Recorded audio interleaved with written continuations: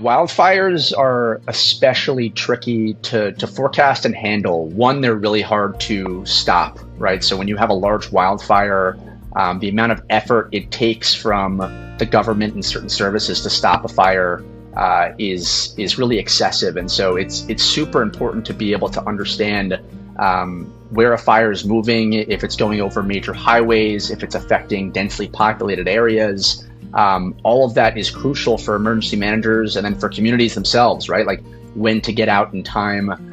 It's really unfortunate the last couple of years, we've seen a number of events where wildfires caught people off guard, homes were damaged, lives were lost. And so having the ability to have a more predictive nature with these wildfires is super important.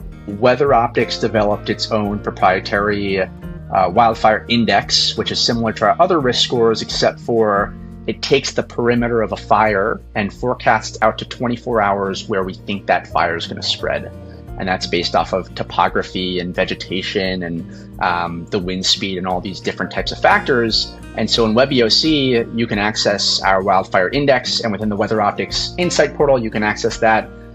That's a game changer, right? Because now not only are you fighting the fire in real time, but you can predict out to a day in advance where that fire is likely to end up. And that's really, really difficult to do, and it could save lives in the end of the day. Yeah.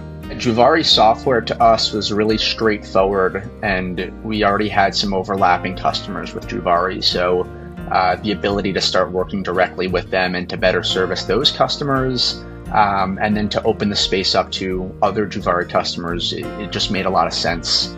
The platform is super informative, super easy to use, straightforward.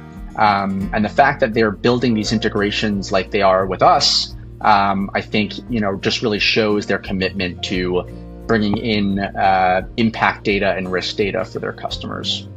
With the WeatherOptics and the WebEOC integration, using our life and property index, you can really get a good understanding of which locations are going to have potential property damage and what level of precaution or safety an individual person should take, right? So, for example, evacuations and evacuation zones, understanding what areas within a county might need to be evacuated or where people might need to take shelter. That is what our life and property index is designed to do, as well as assess damage before it even happens, right? So looking at potential insurance claims and understanding the worst path of damage all falls under our life and property index.